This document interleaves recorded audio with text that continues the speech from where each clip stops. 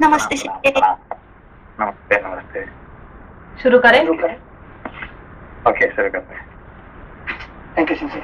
Page number 90 एकोनत्रिंशः सर्गः। विश्वामित्र जी का श्री राम से सिद्धाश्रम का पूर्व वृत्तांत बताना और उन दोनों भाइयों के साथ अपने आश्रम पर पहुंचकर पूजित होना।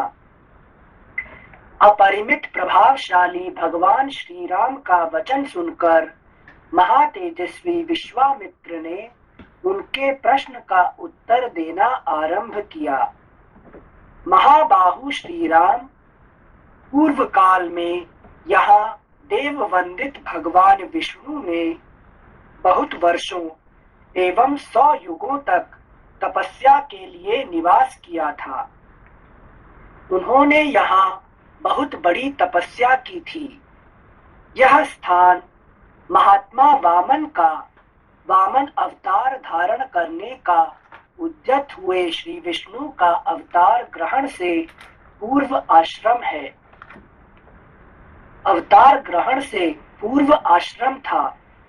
यह स्थान महात्मा वामन अवतार धारण करने को उद्यत हुए श्री विष्णु का अवतार ग्रहण से पूर्व आश्रम था। इसकी सिद्धाश्रम के नाम से प्रसिद्धि थी, क्योंकि यहाँ महातपस्वी विष्णु को सिद्धि प्राप्त हुई थी। जब वे तपस्या करते थे, उसी समय विरोचन कुमार राजा बलि ने इंद्र और मरुदगणों सहित समस्त देवताओं को पराजित करके उनका राज्य अपने अधिकार में कर लिया था। वे तीनों लोकों में विख्यात हो गए थे। उन महाबली महान असुर राज ने एक यज्ञ का आयोजन किया। すいません、アニルさん、最初から。すいません、始まったばっかりなのに。すいません、先生。知った、苦行がなった。tapasvi が、completed. What kind of situation would that be completed? Okay, tapas completed. What kind of situation? Now, whatever tapas you are doing, if you fulfill your yajna which successfully, that is called siddha. Okay, like for example, Vajasravasa, he was doing the Vishwajit yajna. Okay, the Vishwajit yajna, if is completed, then he is siddha. He completed. Okay, but not getting completed, that all the deities, all the demons, they will try to not to get completed. Okay, they will make lots of problems not to get fulfill that yajna. Okay. Completed means you go through all the procedures you need to go, and you do everything needed to be done. Yes, and yes. Those are then done. You get the result, fully result. You get it. Okay. Okay. Thank you very much. Thank you sensei. कल जब last chapter जब पढ़े थे, तो आप बता रहे थे कि ताटका खत्म होने के बाद, क्रॉस करने के बाद जिज्ञासा हो जाता है वो। तो यहाँ पर जब ताटका वन खत्म हुआ था, तब श्री राम जी ने जब प्रश्न पूछा कि सामने क्या दिख रहा है, तो वो सिद्धाश्रम वो जो सामने वाला आश्रम दिखा, वो सिद्धाश्रम था। सिद्धाश्रम था। अच्छा, ठीक है ना। Actually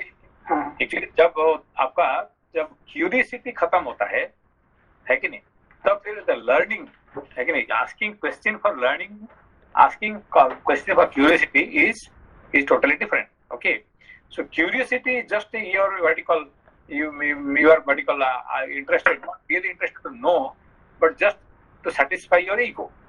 But learning is that because you mathematical things, engineering things, so whatever you want to learn, which will benefit you later on, that is called the knowledge.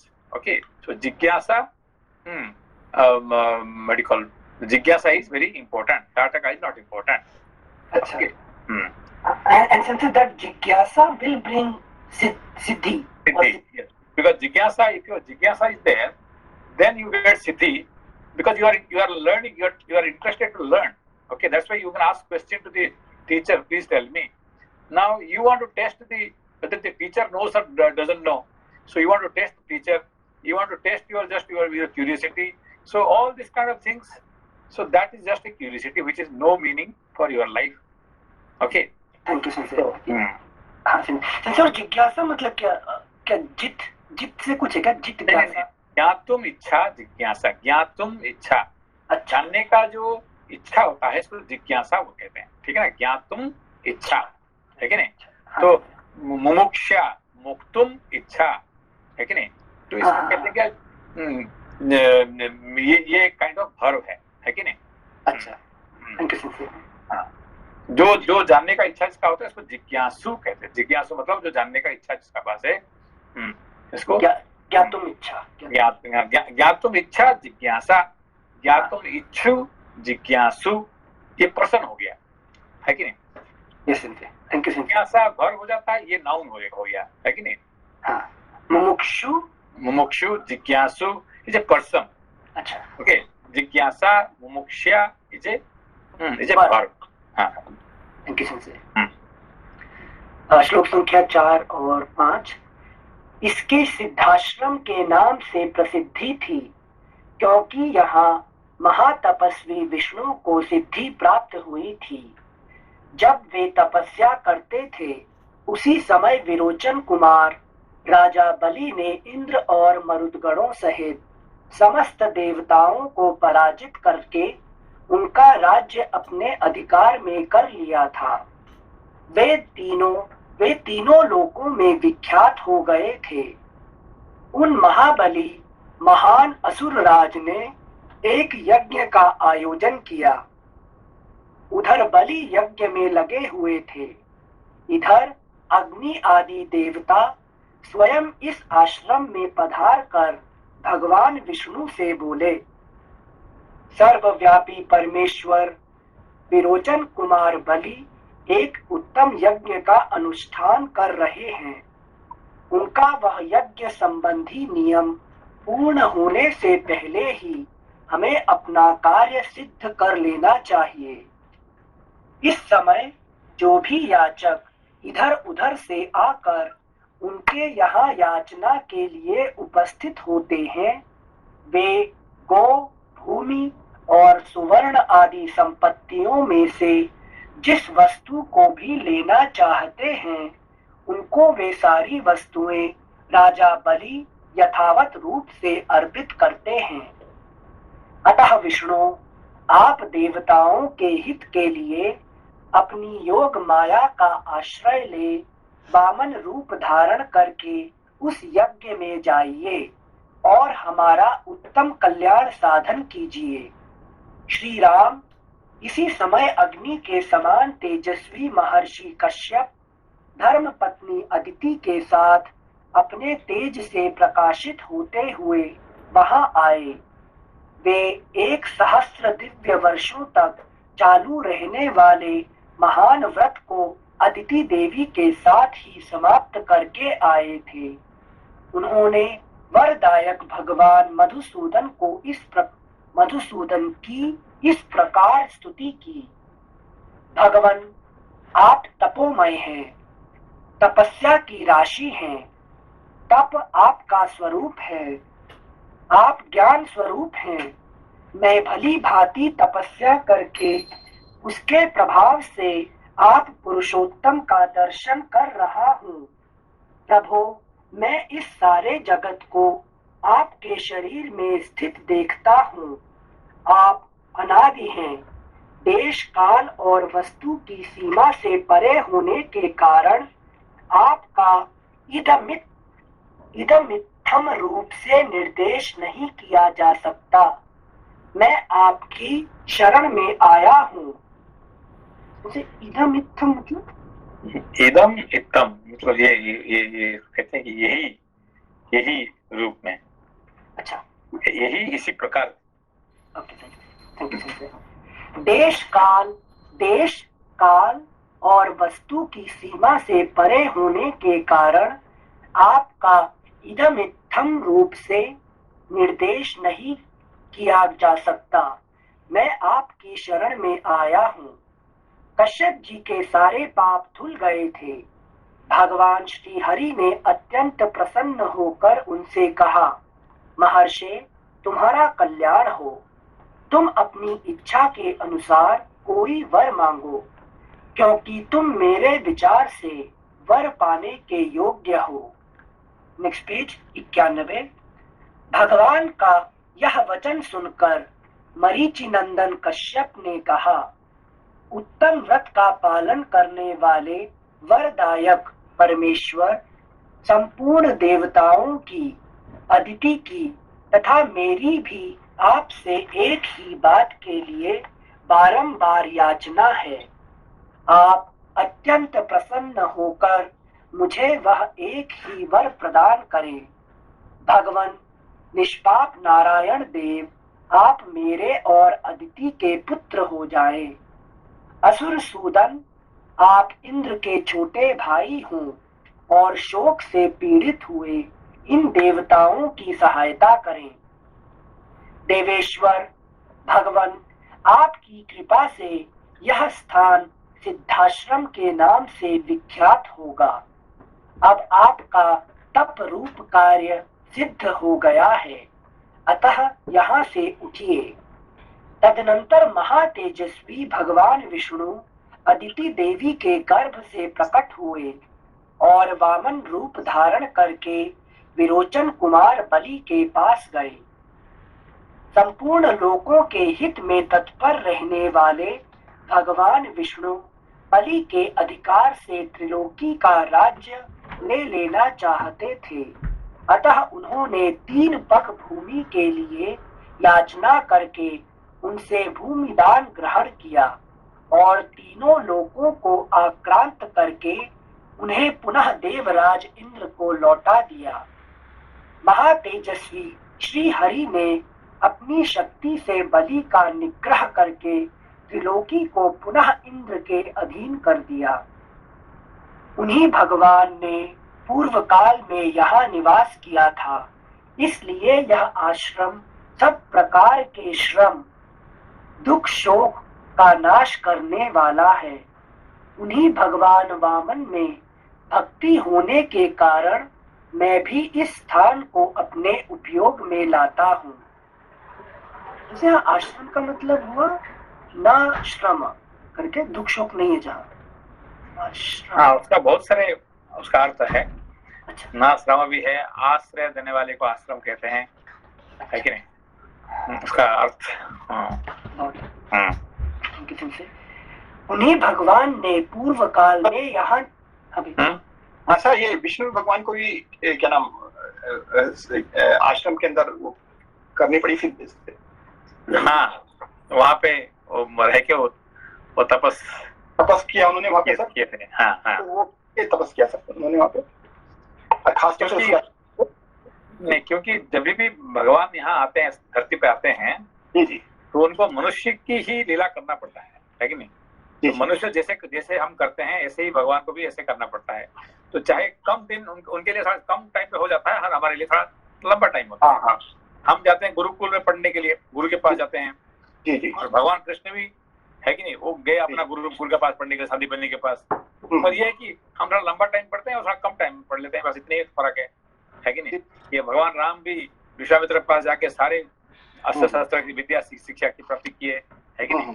तो उनको भी ऐसे करना पड़ता है। कोई भी अवतार आते हैं, है कि नहीं? अवतार जो आते हैं वो भी उनको भी ऐसे करना पड़ता है कि नहीं? तो ये वामन रूप में अवतार लेने से पहले भगवान को वहाँ पे आना पड़ा तपस्या के लिए? नहीं, वामन रूप में यहाँ आना पड़ा ना, क्योंकि उन्होंने पैदा हुए अदिति और उनका पैदा हुए ना उनका घर में, तो पैदा हुए तो उनको भी तपस्या करना पड़ा, उनको भी ये करना पड़ेगा, है कि नहीं? जी, ठीक है, थैंक यू।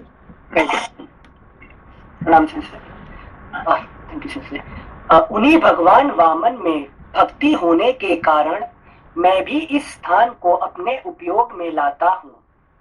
इसी आश्रम पर मेरे यज्ञ में विघ्न डालने वाले राक्षस आते हैं। पुरुष सिंह, यही तुम्हें उन दुराचारियों का वध करना है।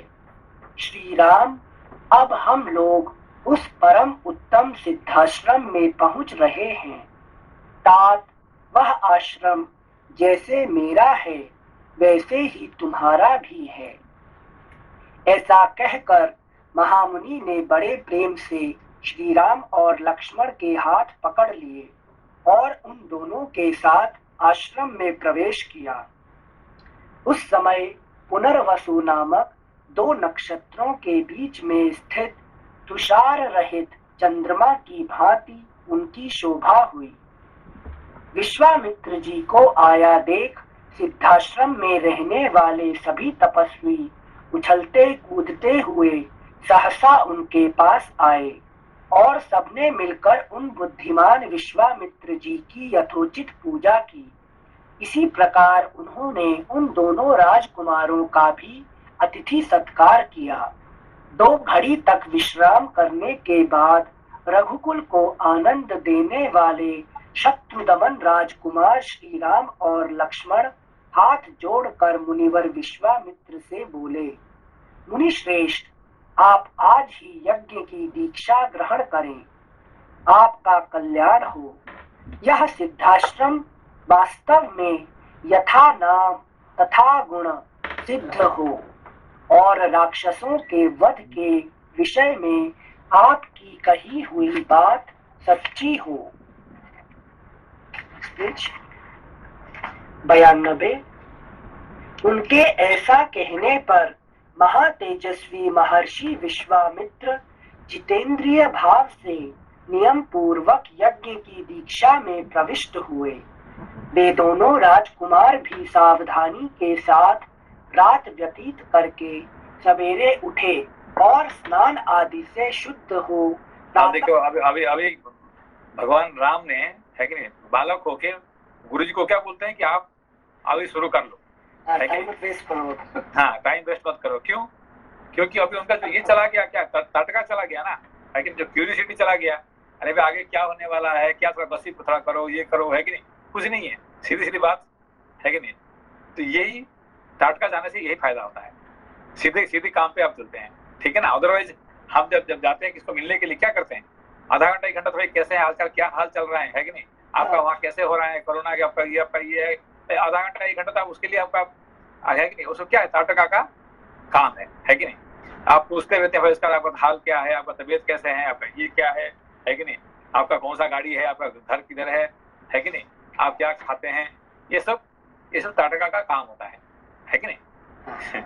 तटका खत्म तो सीधी काम पे पहुंच गए, है कि नहीं। जैसे मतलब उसको सांसारिक दृष्टि से और व्यवहारिक दृष्टि से मतलब ये बोलेंगे कितना एरोगेंट है, सीधे काम की बात करता है। नहीं, एरोगेंट नहीं है एक्चुअली, क्या कि ये एवरीबॉडी विल लाइक, एक्चुअली क्या कि पहले जो भी कुछ कहे कि आप अपना सीधे काम पे जाएंगे तो बिगिनिंग में शायद लोग थोड़ा कुछ ये करेंगे, पर बाद में दे विल रेस्पेक्ट यू, है कि नहीं। ये सीधी बात की बात करता है कि नहीं। आप देखिएगा अभी तक जितने पूजा हुआ, ये हुआ, हम जाके कहीं पे जाके कुछ ये करते हैं, सीधा जाते हैं, क्या करते हैं हम, डायरेक्ट पूजा, हाँ, सीधा उसका 1 मिनट के लिए हम किसके पास से है कि नहीं है, हम टाइम, और हमेशा आज तक आपने देखा है कि हमने टाइम पे शुरू किया, बिफोर टाइम हमेशा शुरू करते हैं, है कि नहीं। तो हमने कभी 1 मिनट लेट किया, आपने किया, हमने तो सुना आपने 10 तक जब से आपने मिले हैं, है कि नहीं। क्यों तटका है हमारे पास ही नहीं है पूछने के लिए, है कि नहीं। जो कि हम देखते हैं भाई ये 10 साल बाद मिलते हैं, किसको 15 साल का बाद देखते हैं, ये देखते हैं, ठीक है भाई चलो खत्म होगा तो बाद में बात करेंगे, पहले इस काम के रहते हैं वो काम के करते हैं, ठीक है ना। Thank you Singh. उनके ये एक्चुअली ऑफिस में जब मीटिंग भी अरेंज करते हैं ना, तो शुरू के 5-10 मिनट ऐसे ही गायब हो जाते हैं टाटका में, तो बड़ी सी को ये करेंगे, टॉपिक पे आओ डायरेक्ट। नहीं, ये हमेशा एक्चुअली हर जगह पे लोगों का यही होता है कि बस, क्योंकि लोगों को तटका में ही सारे टाइम चला जाता है और काम के लिए समय नहीं है कि नहीं। फिर आगे देखेंगे, आगे फिर सेकंड मीटिंग क्या जरूरत है कि नहीं। Thank you sir. उनके ऐसा कहने पर महातेजस्वी महर्षि विश्वामित्र जितेंद्रिय भाव से नियम पूर्वक यज्ञ की दीक्षा में प्रविष्ट हुए। वे दोनों राजकुमार भी सावधानी के साथ रात व्यतीत करके सवेरे उठे और स्नान आदि से शुद्ध हो प्रातः काल की संध्योपासना तथा नियम पूर्वक सर्वश्रेष्ठ गायत्री मंत्र का जप करने लगे। जप पूरा होने पर उन्होंने अग्निहोत्र करके बैठे हुए विश्वामित्र जी के चरणों में वंदना की। इस प्रकार श्री वाल्मीकि निर्मित आर्ष रामायण आदि काव्य के बाल कांड में 29वां सर्ग त्रिंशः सर्गः श्री राम द्वारा विश्वामित्र के यज्ञ की रक्षा तथा राक्षसों का संहार। तदनंतर देश और काल को जानने वाले शत्रुदमन राजकुमार श्री राम और लक्ष्मण जो देश और काल के अनुसार बोलने योग्य वचन के मर्मज्ञ थे, कौशिक मुनि से इस प्रकार बोले, भगवान अब हम दोनों यह सुनना। क्या बोले? दोबारा बोले, कौन सा वन नहीं? कौशिक कौशिक मुनि। कौशिक है, कौशिक नहीं, कौशिक। कौशिक, सॉरी। कैसे पढ़ते हैं? जो देश तदनंतर देश और काल को जानने वाले शत्रुदमन राजकुमार श्री राम और लक्ष्मण जो देश और काल के अनुसार बोलने योग्य वचन के मर्मज्ञ थे, कौशिक मुनि से इस प्रकार बोले, भगवान अब हम दोनों यह सुनना चाहते हैं कि किस समय उन दोनों निशाचरों का आक्रमण होता है, जबकि हमें उन दोनों को यज्ञ भूमि में आने से रोकना है। कहीं ऐसा ना हो असावधानी में ही वह समय हाथ से निकल जाए। अतः जो राक्षस आते हैं हमारे पास कब आते हैं? जब असावधानी में से ही आते हैं, है कि नहीं? इसीलिए राम लक्ष्मण हमेशा क्या है, वो धनुष पकड़ के धनुष लेके लेके बैठे थे। हम जहां भी जाते हैं क्या क्या लेके आते हैं? पहचान क्या है राम लक्ष्मण का? धनुष और बाण हमेशा धनुष और बाण, है कि नहीं? वो त्रिशूल नहीं पकड़ते हैं, वो तलवार नहीं पकड़ते हैं, क्या पकड़ते हैं? धनुष बाण ही पकड़ते हैं, है कि नहीं? वो कहीं भी जाओ, जिंदगी भर उन्होंने क्या पकड़े बैठे, उसको पहचान क्या है? धनुष बाण, ठीक है ना? तो धनुष बाण क्या है कि सतर्क रहने का, ऑलवेज, है कि नहीं? कि हाँ ये नहीं हो कि राक्षस ना आ जाए, है कि नहीं? अच्छा, मतलब फुली कॉन्शियस इनसे। ज्ञान और वैराग्य, ये रूप जो है ज्ञान और वैराग्य का, दो धनुष पकड़ के दोनों बैठे हुए हैं, ठीक है ना? कहीं ऐसा ना हो असावधानी में ही वह समय हाथ से निकल जाए, अतः उसे बता दीजिए। ऐसी बात कहकर युद्ध की इच्छा से उतावले हुए उन दोनों ककुत्सवंशी राजकुमारों की ओर देखकर वे सब मुनि बड़े प्रसन्न हुए और उन दोनों बंधुओं की भूरी भूरी प्रशंसा करने लगे। वे बोले, ये मुनिवर विश्वामित्र जी यज्ञ की दीक्षा ले चुके हैं, अतः अब मौन रहेंगे। आप दोनों रघुवंशी वीर सावधान होकर आज से 6 रातों तक इनके यज्ञ की रक्षा करते रहें। मुनियों का यह वचन सुनकर वे दोनों यशस्वी राजकुमार लगातार 6 दिन और 6 रात तक उस तपोवन की रक्षा करते रहे। इस बीच में उन्होंने नींद भी नहीं ली। शत्रुओं का दमन करने वाले वे परम धनुर्धर वीर सतत सावधान रहकर मुनिवर विश्वामित्र के पास खड़े हो उनकी और उनके यज्ञ की रक्षा में लगे रहे। इस प्रकार कुछ काल बीत जाने पर जब 6ठा दिन आया, तब श्री राम ने सुमित्रा कुमार लक्ष्मण से कहा, सुमित्रा नंदन, तुम अपने चित्त को एकाग्र करके सावधान हो जाओ। युद्ध की इच्छा से शीघ्रता करते हुए श्री राम इस प्रकार कह ही रहे थे कि उपाध्याय, ब्रह्मा, पुरोहित, उपद्रष्टा तथा अन्यान्य ऋत्विजों से घिरी हुई यज्ञ की वेदी सहसा प्रज्वलित हो उठी। वेदी का यह जलना राक्षसों के आगमन का सूचक उत्पात था। इसके बाद कुश, चमस, श्रुक, समिधा और फूलों के ढेर से सुशोभित होने वाली विश्वामित्र तथा ऋत्विजों सहित जो यज्ञ की वेदी थी उस पर आहवनीय अग्नि प्रज्वलित हुई। अभी देखिए कब आए ये सब, कब हुआ? जब राक्षसों का आगमन का सूचक है। नहीं, कब हुआ? कब?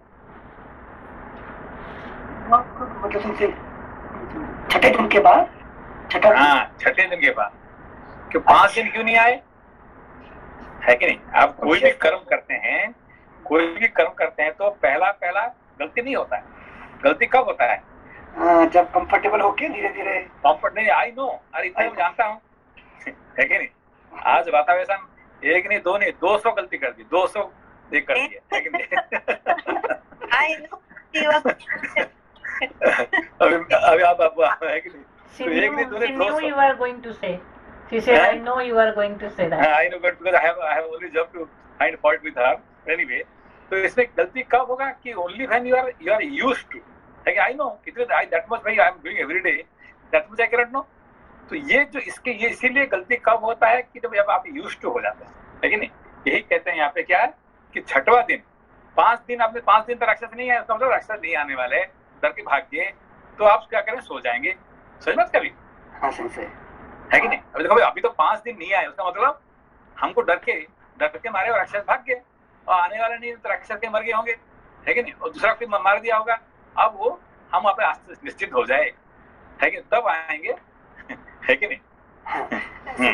6 दिन का, क्योंकि उन्होंने पहले बताया था कि 6 दिन तक रक्षा करो, इसलिए कंफर्टेबल हो गए थे। या यूजुअली क्या होता है कि आप कुछ भी कर्म, देखिए आप अभी can you imagine that you will make mistake? अभी आप जो इतने साल काम करने के बाद आपके छोटे मोटे मिस्टेक करने के लिए आपको लग रहा है कि आप मिस्टेक करेंगे, है कि नहीं? ये तो कभी होगा ही नहीं है, मगर यही जो होगा क्योंकि आप यूज्ड टू हो गए, हैबिचुअल हो गए, ठीक है ना?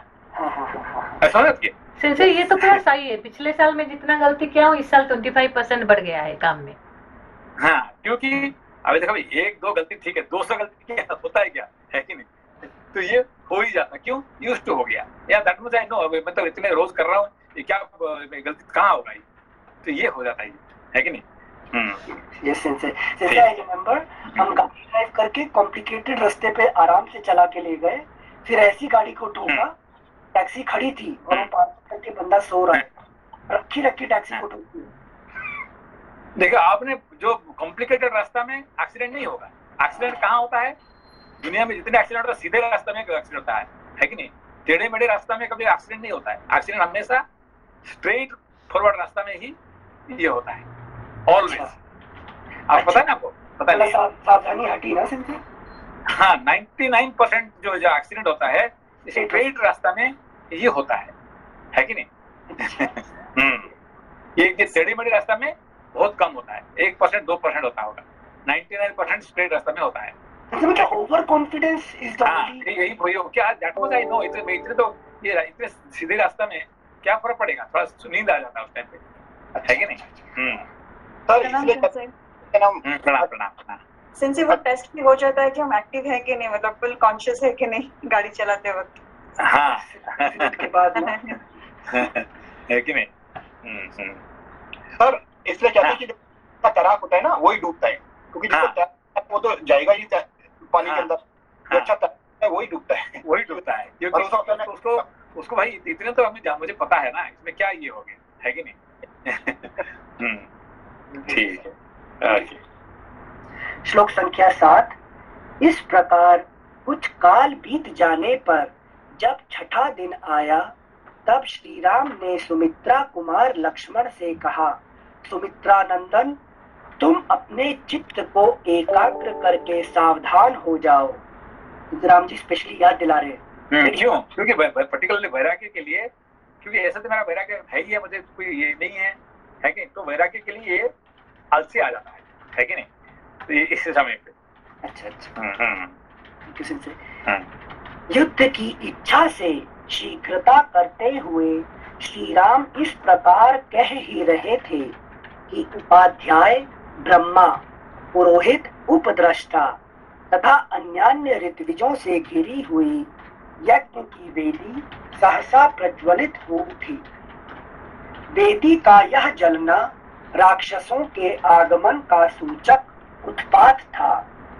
इसके बाद कुश, चमस, श्रुप, समिधा और फूलों के ढेर से सुशोभित होने वाली विश्वामित्र तथा ऋत्विजों सहित जो यज्ञ की वेदी थी उस पर आहवनीय अग्नि प्रज्वलित हुई। अग्नि का यह प्रज्वलन यज्ञ के उद्देश्य से हुआ था। फिर तो शास्त्रीय विधि के अनुसार वेद मंत्रों के उच्चारण पूर्वक उस यज्ञ का कार्य आरंभ हुआ। इसी समय आकाश में बड़े जोर का शब्द हुआ जो बड़ा ही भयानक था। Next page 93। जैसे वर्षा काल में मेघों की घटा सारे आकाश को घेर कर छाई हुई दिखाई देती है, उसी प्रकार मारीच और सुबाहु नामक राक्षस सब ओर अपनी माया फैलाते हुए यज्ञ मंडप की ओर दौड़े आ रहे थे। उनके अनुचर भी साथ थे। उन भयंकर राक्षसों ने वहां आकर रक्त की धाराएं बरसाना आरंभ कर दिया। रक्त के उस प्रवाह से यज्ञ वेदी के आसपास की भूमि को भीगी हुई देख श्री रामचंद्र जी सहसा दौड़े और इधर उधर दृष्टि डालने पर उन्होंने उन राक्षसों को आकाश में स्थित देखा। मारीच और सुबाहु को सहसा आते देख कमल नयन श्री राम ने लक्ष्मण की ओर देखकर कहा, लक्ष्मण, वह देखो, मांस भक्षण करने वाले दुराचारी राक्षस आ पहुंचे। मैं मानवास्त्र से इन सबको उसी प्रकार मार भगाऊंगा जैसे वायु के वेग से बादल छिन्न भिन्न हो जाते हैं।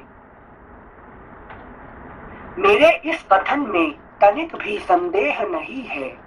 ऐसे कायरों को मैं मारना नहीं चाहता। ऐसा कहकर वेगशाली श्री राम ने अपने धनुष पर परम उदार मानवास्त्र का संधान किया। वह अस्त्र अत्यंत तेजस्वी था। श्री राम ने बड़े रोष में भरकर मारीच की छाती में उस बाण का प्रहार किया। उस उत्तम मानवास्त्र का गहरा आघात लगने से मारीच पूरे 100 योजन की दूरी पर समुद्र के जल में जा गिरा। शीतेशु नामक मानवास्त्र से पीड़ित हो मारीच अचेत सा होकर चक्कर काटता हुआ दूर चला जा रहा है। यह मानवास्त्र नहीं समझ आई। देखिए, अभी भगवान शिव जी का अस्त्र क्या कहते हैं? पाशुपतास्त्र, पशुपति है कि नहीं, पशुओं का अस्त्र, ठीक है ना। और किसका? दिव्यास्त्र होता है कि नहीं। और यहाँ पे भगवान राम जी कौन सा अस्त्र इस्तेमाल कर रहे हैं? मानवास्त्र है कि मानवास्त्र में क्या, मानव का प्रॉब्लम क्या है? नहीं, कंसंट्रेशन नहीं होता। कोई भी काम में लगाएंगे तो इसमें कंसंट्रेशन नहीं होगा, है कि नहीं। अब कर लेंगे ना, अब ये काम इसको थोड़ा जाके कर लेंगे ना। Can you do this one? Yes, I will do it, don't worry, I will do it. When will you do that? I don't know. छोटे बात को अभी यहाँ से जस्ट 10 मिनट के लिए जाके आ जाना वहां पे, है कि नहीं। Just go to station and come back, है कि नहीं। मुझे ये लेके आ जाना, वो जाके लेके आ जाएगा 10 मिनट के लिए। उसके बीच में कितने कुछ आ जाएगा, है कि नहीं। इधर जाएगा, एक घंटा उधर जाएगा। अब ये देखो, छोटी कुछ भी भाई, जस्ट मार्केट में जाके वेजिटेबल लेके 10 मिनट में आ जाना बस, है कि नहीं। तो गया 10 मिनट, आने 10 मिनट, और खरीदने 2 मिनट, तो 22 मिनट में आज पहुंचना चाहिए। 22 मिनट पहुंच जाएगा क्या? नहीं। उसको इधर ये आ गया, वो आ गया, फोन आ गया, कुछ ना कुछ आते उसका डबल टाइम खर्च हो जाएगा। तो क्या कर रहे थे? नहीं, वो आ गया, ये आ गया, कुछ भी। तो लाइफ में हम जिस काम के लिए यहाँ आए थे करके हम चले जाएंगे तो रथ यात्रा हो गया, है कि नहीं। रथ यात्रा क्या करते हैं? भगवान आते हैं, टाइम पे आते हैं, टाइम पे जाते हैं, तुरंत टाइम पे खत्म हो जाता है कि नहीं। पर हमारा क्या होता है, एक बार आए कम से कम 100 बार तो चक्कर लगेगा हमारा, है कि नहीं, 1000 चक्कर लग जाएगा तभी भी वापस नहीं जाएंगे, है कि नहीं। क्यों, हम भूल ही गए कि हम कहाँ से आए थे, कहाँ जाने वाले, है कि नहीं। ये भूल ही गए, रास्ता ही भूल गया, है कि नहीं। अभी पूछा जाएगा भैया कहाँ से आए थे, कहाँ जाने वाले, वो पता नहीं है कि नहीं। तो जिस दिन आपको ये रास्ता मतलब ये कॉन्सेंट्रेशन आ जाएगा, उसका मानवास्त्र कहा जाता है। ये राम जी का मानवास्त्र, ठीक है ना। उसका प्रहार, मारीच पे प्रहार करने का मतलब क्या हुआ मानवास्त्र का? मारीच क्या करता है कि नहीं, मिराज दिखाता है। आप मिराज को आप पहचानने के लिए 1 मिनट के बाद है ना, अब उसके पीछे भागने का क्या जरूरत है कि नहीं। बस पहचान लो भाई ये तो मिराज है, ये जैसे मरुभूमि में पानी कहाँ से आने वाला है, ये तो बेकार की बात है कि मैं मृग दृष्टा देख रहा हूँ, छोड़ दो उसको, काम खत्म। नहीं, ये शायद ये अभी तक जो देखा था वो सही नहीं, ये तो सही पानी है, थोड़ा दौड़ेंगे तो क्या फर्क पड़ेगा, थोड़ा दौड़ते आपका सारे टाइम ये हो गया, है कि नहीं। तो मानवास्त्र क्या होता है कि जस्ट लिटिल कंसंट्रेशन, थोड़ा ही आप उसको ये कर लोगे, है कि कंसंट्रेट कर दोगे, थोड़ा विचार कर दोगे तो काम हो जाएगा। तो ये काम मनुष्य के लिए संभव नहीं होता है कि नहीं। कुछ ना कुछ बहाना निकल जाएगा, क्या करूं, मैं आ रहा था गाड़ी में लेट हो गया, अब लेट क्यों आया, है कि नहीं। हमेशा लेट आए, क्यों लेट आएंगे, नहीं मैं आ रहा था, मुझे ऐसे आ गया, है कि नहीं, अब मैं क्या करूं। बस उसका बहाना मिल गया, उसको 50 बहाना मिल गया कि क्यों लेट आया, है कि नहीं। ये नहीं कहेगा हम सॉरी आई वाज लेट, है कि नहीं, किसी भी कारण से लेट हो गया हम सॉरी नहीं, मैं क्यों नहीं है लेट हुआ है उसके लिए बताएगा 1 घंटा, है कि नहीं। I was coming but the train was late, वो रास्ता में बिल्ली आ गया, उसमें ये आ गया, वो आ गया, कि नहीं। तो ही विल टेल 100 रीजन कि लेट क्यों आया। और ये एक बार नहीं बोला कि मैं सॉरी आई वाज लेट, अब कल से लेट नहीं आऊंगा, बस आज लेट हो गया दोबारा नहीं होने वाला, बस काम खत्म। इसको कहते हैं मानवास्त्र। समझ में सही बात है। हाँ समझे। ये मनुष्य के लिए ये संभव नहीं कि हम sorry I was late today and tomorrow I will make it sure 100%। तो कहेगा भी, फिर कल आप दूसरा रीजन बता देगा, है कि नहीं। तो यहाँ पर gyan is using single pointed to get rid of mirage. अभी राम जी को ये विश्वामित्र जी बताए भाई ये ठीक है, okay you told me I will do it, काम खत्म। सब इट्स वेरी सिंपल। इसको मानवास्त्र क्या है, वेरी सिंपल थिंग्स, है कि नहीं। जस्ट, है कि नहीं, ये हो गया, गलती हो गया, ठीक है, मैं कल मैं कोशिश करूंगा, क्या बोलेगा कि I will try my best.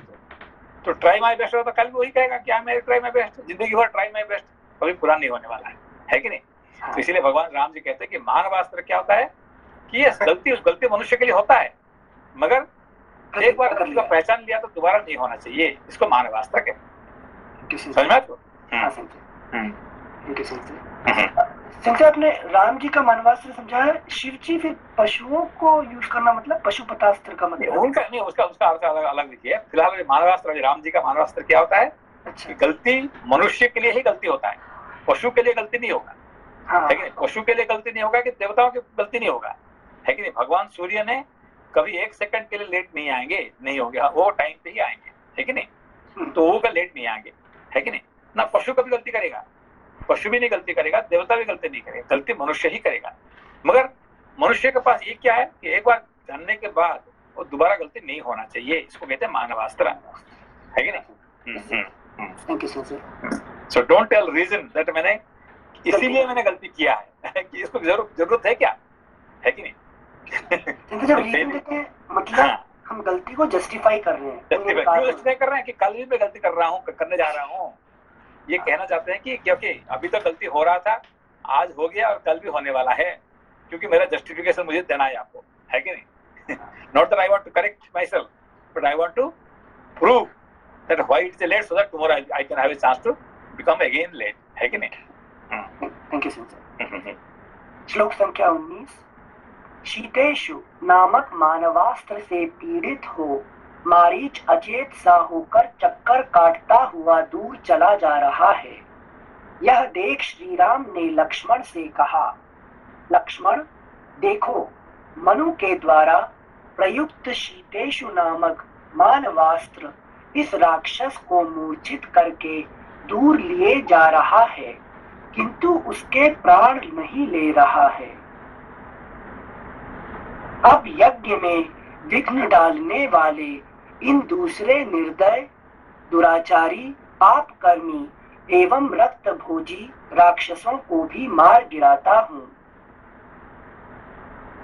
मानवास्त्र ने मारा क्यों नहीं जान से? इसके प्राण ये जान से अभी मारने का टाइम नहीं, क्योंकि यहाँ पे हिंसा हो जाएगा। अच्छा है कि नहीं? तो कब भगवान मारेंगे? जब वो दंडकारण्य में जाएंगे तब मारेंगे। है कि नहीं? ये दोनों का मृत्यु कब होगा? दंडकारण्य में। है कि नहीं? तो आज वो तपोवन में आए हैं, सिद्धार्थ आश्रम, वो तपस्या करने के लिए आए हैं अभी यहाँ पे। अब उनको मारने के लिए नहीं कह रहे हैं, उनके मारेंगे तो क्या होगा? ये हो जाएगा, वहां पे विघ्न हो जाएगा। ठीक है ना? हाँ, इसलिए उनको दूर भगाते हैं। है कि नहीं? अच्छा। लक्ष्मण, देखो मनु के द्वारा प्रयुक्त शीतेशु नामक मानवास्त्र इस राक्षस को मूर्छित करके दूर लिए जा रहा है, किंतु उसके प्राण नहीं ले रहा है। अब प्राण कब लेगा मालूम है ना आपको? जब हिरण सोने का हाँ, जब वो फिर दोबारा हिरण बन के आएगा, क्योंकि एक बार तुमको है कि तो माफी दिया था, तुमने माफ कर दिया था, फिर तुम दोबारा आगे, अब फिर माफ नहीं करना चाहिए, फिर तो उसको मारना ही पड़ेगा। है कि नहीं? तुमने हमको माफ करके तुमको भेज दिया गया था, फिर दोबारा आ गए तुम, फिर तो तुमको मारना ही पड़ेगा।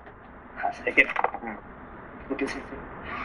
अब यज्ञ में विघ्न डालने वाले इन दूसरे निर्दय, दुराचारी, पाप कर्मी एवं रक्त भोजी राक्षसों को भी मार गिराता हूँ।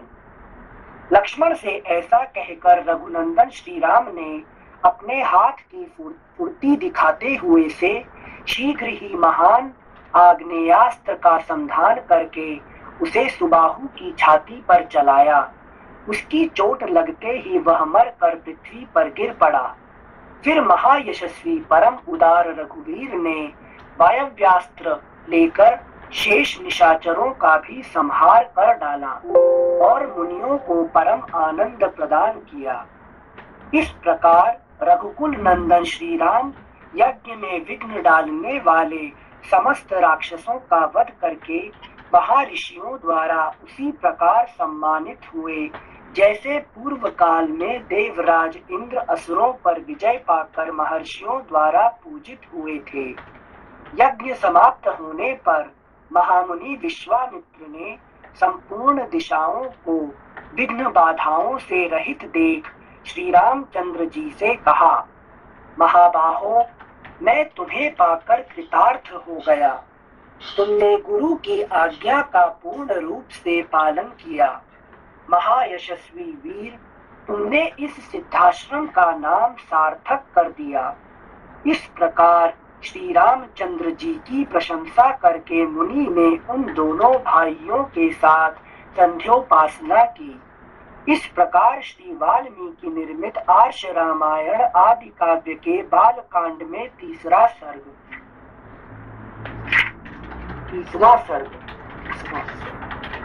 नेक्स्ट पेज 94 एकत्रिंशः सर्गः। श्री राम, लक्ष्मण तथा ऋषियों सहित विश्वामित्र का मिथिला को प्रस्थान तथा मार्ग में संध्या के समय शोणभद्र तट पर विश्राम। तदनंतर विश्वामित्र के यज्ञ की रक्षा करके कृतकृत्य हुए श्री राम और लक्ष्मण ने उस यज्ञशाला में ही वह रात बिताई। उस समय वे दोनों वीर बड़े प्रसन्न थे। उनका हृदय हर्षोल्लास से परिपूर्ण था। रात बीतने पर जब प्रातः काल आया, तब वे दोनों भाई पूर्वाह्न काल के नित्य नियम से निवृत्त हो विश्वामित्र मुनि तथा अन्य ऋषियों के पास साथ साथ गए। वहां जाकर उन्होंने प्रज्वलित अग्नि के समान तेजस्वी मुनि श्रेष्ठ विश्वामित्र को प्रणाम किया और मधुर भाषा में यह परम उदार वचन कहा, मुनि प्रवर, हम दोनों किंकर आपकी सेवा में उपस्थित हैं। मुनि श्रेष्ठ, आज्ञा दीजिए, हम क्या सेवा करें। उन दोनों के ऐसा कहने पर वे सभी महर्षि विश्वामित्र को आगे करके श्री रामचंद्र जी से बोले, नरश्रेष्ठ, मिथिला के राजा जनक का परम धर्ममय यज्ञ प्रारंभ होने वाला है, उसमें हम सब लोग जाएंगे। पुरुष सिंह, तुम्हें भी हमारे साथ वहां चलना है। वहां एक बड़ा ही अद्भुत धनुष रत्न है, तुम्हें उसे देखना चाहिए। पुरुष प्रवर, पहले कभी यज्ञ में पधारे हुए देवताओं ने जनक के किसी पूर्व पुरुष को वह धनुष दिया था। वह कितना प्रबल और भारी है, इसका कोई माप तोल नहीं है। वह बहुत ही प्रकाशमान एवं भयंकर है।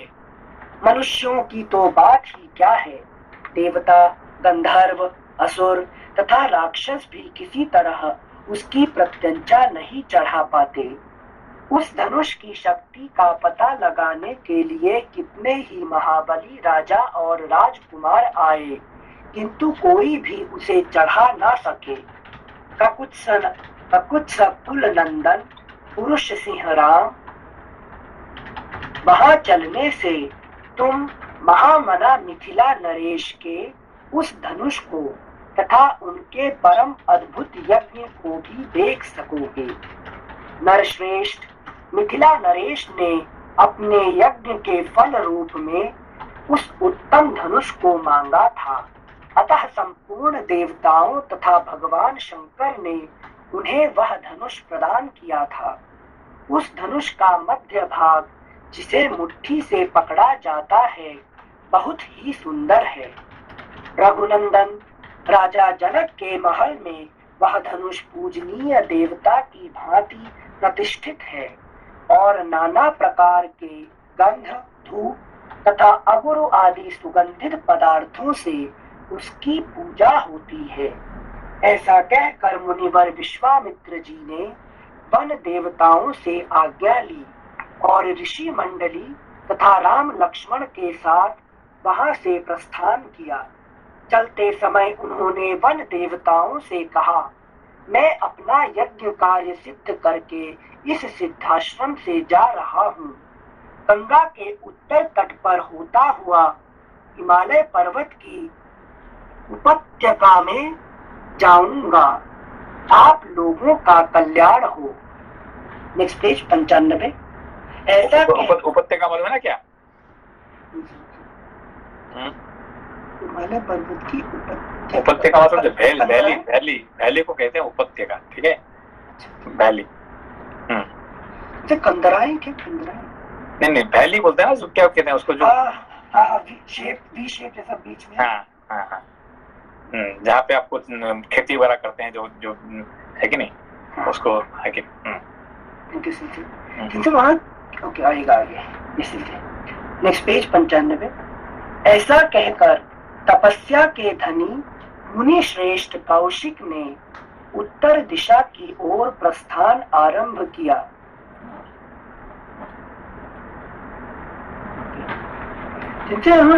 अच्छा, विश्वामित्र जी को इस नाम से एड्रेस करते हैं ना, कौशिक। कौशिक मतलब ये कुशिक का बेटा होने के कारण से कौशिक कहते हैं, ठीक है ना। ऐसा कहकर तपस्या के धनी मुनि श्रेष्ठ कौशिक ने उत्तर दिशा की ओर प्रस्थान आरंभ किया। उस समय प्रस्थान के समय यात्रा करते हुए मुनिवर विश्वामित्र के पीछे उनके साथ जाने वाले ब्रह्मवादी महर्षियों की 100 गाड़ियां चली। सिद्धाश्रम में निवास करने वाले मृग और पक्षी भी तपोधन विश्वामित्र के पीछे पीछे जाने लगे। कुछ दूर जाने पर ऋषि मंडली सहित विश्वामित्र ने उन पशु पक्षियों को लौटा दिया। फिर दूर तक का मार्ग तय कर लेने के बाद जब सूर्य अस्ताचल को जाने लगे, तब उन ऋषियों ने पूर्ण सावधान रहकर शोणभद्र के तट पर पड़ाव डाला। जब सूर्य देव अस्त हो गए, तब स्नान करके उन सब ने अग्निहोत्र का कार्य पूर्ण किया। इसके बाद वे सभी अमित तेजस्वी ऋषि मुनिवर विश्वामित्र को आगे करके बैठे। फिर लक्ष्मण सहित श्री राम भी उन ऋषियों का आदर करते हुए बुद्धिमान विश्वामित्र जी के सामने बैठ गए। तत्पश्चात महातेजस्वी श्री राम ने तपस्या के धनी मुनि श्रेष्ठ विश्वामित्र से कौतूहल पूर्वक पूछा, भगवन, यह हरे भरे समृद्धिशाली वन से सुशोभित देश कौन सा है? मैं इसका परिचय सुनना चाहता हूँ। आपका कल्याण हो, आप मुझे ठीक ठीक इसका रहस्य बताइए। श्री रामचंद्र जी के इस प्रश्न से प्रेरित होकर उत्तम व्रत का पालन करने वाले महातपस्वी विश्वामित्र ने ऋषि मंडली के बीच उस देश का पूर्ण रूप से परिचय देना प्रारंभ किया। इस प्रकार श्री वाल्मीकि निर्मित आर्ष रामायण आदि काव्य के बाल कांड में 31वां सर्ग, द्वात्रिंशः सर्गः, ब्रह्मपुत्र कुश के 4 पुत्रों का वर्णन। सोनभद्र तटवर्ती प्रदेश को वसु की भूमि बताना। कुशनाभ की 100 कन्याओं का वायु के कोप से कुब्जा होना। विश्वामित्र जी कहते हैं, श्री राम पूर्व काल में कुश नाम से प्रसिद्ध एक महातपस्वी राजा हो गए हैं। वे साक्षात ब्रह्मा जी के पुत्र थे। उनका प्रत्येक व्रत एवं संकल्प बिना किसी क्लेश या कठिनाई के ही पूर्ण होता था। वे धर्म के ज्ञाता, सत्पुरुषों का आदर करने वाले और महान थे। उत्तम कुल में उत्पन्न विदर्भ देश की राजकुमारी उनकी पत्नी थी। उसके गर्भ से उन महात्मा नरेश ने 4 पुत्र उत्पन्न किए जो उन्हीं के समान थे। उनके नाम इस प्रकार हैं, कुशाम्ब, कुशनाभ, असूर्तरजस तथा वसु। असूर्तरजस फुटनोट, रामायण शिरोमणि नामक व्याख्या के निर्माता ने अमूर्ति रजस पाठ माना है। महाभारत के अनुसार इनका नाम अमूर्तरयस या अमूर्तरया था। वन पर्व 95 का 17। यहाँ इनके द्वारा धर्मारण्य नामक नगर बसाने का उल्लेख है। यह नगर धर्मारण्य नामक तीर्थभूत वन में था। यह वन गया के आसपास का ही प्रदेश है। अमूर्तरया के पुत्र गय ने ही गया नामक नगर बसाया था।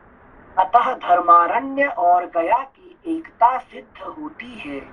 महाभारत वन पर्व 84-85 में गया के ब्रह्म सरोवर को धर्मारण्य से सुशोभित बताया गया है। इनके नाम इस प्रकार हैं, कुशाम्ब, कुशनाभ, असूर्तरजस तथा वसु। वे सब के सब तेजस्वी तथा महान उत्साही थे। राजा कुश ने प्रजा रक्षण रूप क्षत्रिय धर्म के पालन की इच्छा से अपने उन धर्मिष्ठ तथा सत्यवादी पुत्रों से कहा, पुत्रों, प्रजा का पालन करो, इससे तुम्हें धर्म का पूरा पूरा फल प्राप्त होगा। अपने पिता महाराज कुश की यह बात सुनकर उन चारों लोक शिरोमणि नरश्रेष्ठ राजकुमारों ने उस समय अपने अपने लिए पृथक पृथक नगर निर्माण कराया। महातेजस्वी कुशाम्ब ने कौशाम्बी पुरी बसाई, जिसे आजकल कोसम कहते हैं। धर्मात्मा कुशनाभ ने महोदय नामक नगर का निर्माण कराया। परम बुद्धिमान असूर्तरजस ने धर्मारण्य नामक एक श्रेष्ठ नगर बसाया तथा राजा वसु ने गिरिव्रज नगर की स्थापना की। महात्मा वसु की यह गिरिव्रज नामक राजधानी वसुमती के नाम से प्रसिद्ध हुई। इसके चारों ओर ये 5 श्रेष्ठ पर्वत सुशोभित होते हैं। फुटनोट महाभारत सभा पर्व 21:1 से 10 में इन 5 पर्वतों के नाम इस प्रकार वर्णित हैं: विपुल, वराह, ऋषभ, ऋषिगिरि, मातंग तथा चैत्यक। फुटनोट इंस यह रमणीय सोन नदी दक्षिण पश्चिम की ओर से बहती हुई मगध देश में आई है, इसलिए यहाँ सुमागधी नाम से विख्यात हुई है। यह इन 5 श्रेष्ठ पर्वतों के बीच में माला की भांति सुशोभित हो रही है। श्री राम इस प्रकार मागधी नाम से प्रसिद्ध हुई। यह सोन नदी पूर्वोक्त महात्मा वसु से संबंध रखती है। रघुनंदन यह दक्षिण पश्चिम से आकर पूर्वोत्तर दिशा की ओर प्रवाहित हुई है। इसके दोनों तटों पर सुंदर क्षेत्र उपजाऊ खेत है, अतः यह सदा सस्यमालाओं से अलंकृत हरी भरी खेती से सुशोभित रहती है। रघुकुल को आनंदित करने वाले श्री राम धर्मात्मा राजर्षि कुशनाभ ने घृताची अप्सरा के गर्भ से परम उत्तम 100 कन्याओं को जन्म दिया। वे सब की सब सुंदर रूप लावण्य से सुशोभित थीं। धीरे धीरे युवावस्था ने आकर उनके सौंदर्य को और भी बढ़ा दिया। रघुवीर एक दिन वस्त्र और आभूषणों से विभूषित हो वे सभी राजकन्याएं उद्यान भूमि में आकर वर्षा ऋतु में प्रकाशित होने वाली विद्युन्मालाओं की भांति शोभा पाने लगी। सुंदर अलंकारों से अलंकृत हुई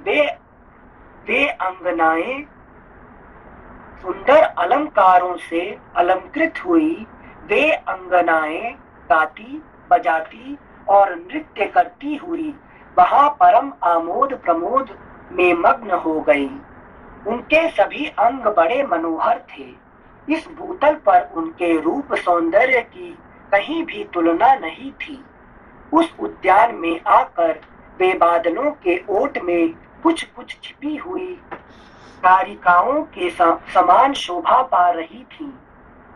उस समय उत्तम गुणों से संपन्न तथा रूप और यौवन से सुशोभित उन सब राजकन्याओं को देखकर सर्वस्वरूप वायु देवता ने उनसे इस प्रकार कहा: सुंदरियों, मैं तुम सबको अपनी प्रेयसी के रूप में प्राप्त करना चाहता हूँ। तुम सब मेरी भार्याएं बनोगी। अब मनुष्य भाव का त्याग करो और मुझे अंगीकार करके देवांगनाओं की भांति दीर्घ आयु प्राप्त कर लो। विशेषतः मानव शरीर में जवानी कभी स्थिर नहीं रहती, प्रतिक्षण क्षीण होती जाती है। मेरे साथ संबंध हो जाने पर, नेक्स्ट पेज 97, मेरे साथ संबंध हो जाने पर तुम लोग अक्षय यौवन प्राप्त करके अमर हो जाओगी। अनायास ही महान कर्म करने वाले वायुदेव का यह कथन सुनकर वे 100 कन्याएं अवहेलना पूर्वक हंसकर बोली: सुरश्रेष्ठ, आप प्राण वायु के रूप में समस्त प्राणियों के भीतर विचरते हैं, अतः सबके मन की बातें जानते हैं। आपको यह मालूम होगा कि हमारे मन में आपके प्रति कोई आकर्षण नहीं है। हम सब बहिनें आपके अनुपम प्रभाव को भी जानती हैं।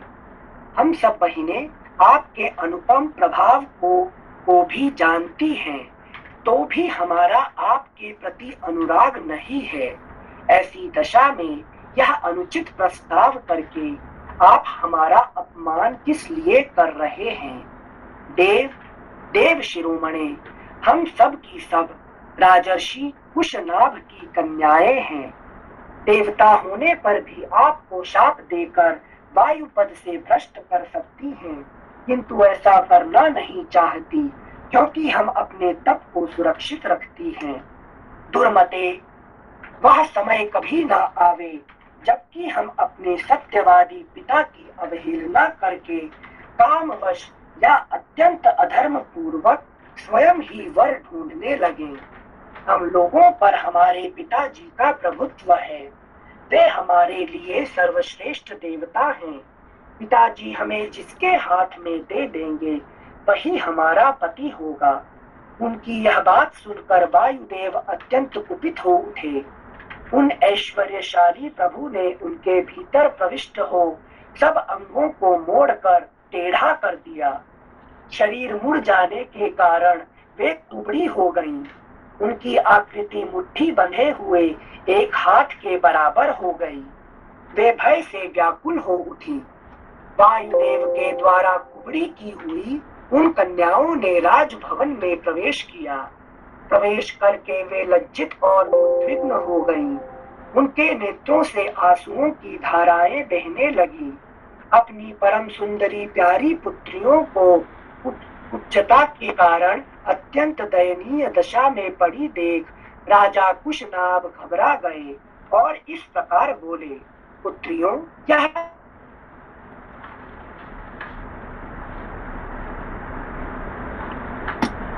Hello Sanjay, can you hear me? Yes. I think his internet maybe got disconnected. ठीक है, अभी बंद करते हैं अभी। ठीक है, okay. Should we stop or should we wait till he joins? I will stop. प्रणाम संजय। प्रणाम। Okay. नमस्ते सर। ठीक है, message will stop Sanjay said now. अच्छा, ओके, लास्ट पढ़ लीजिए, लास्ट एक श्लोक पढ़ लीजिए। पीसी हमारा शटडाउन हो गया तो सभी। ठीक है।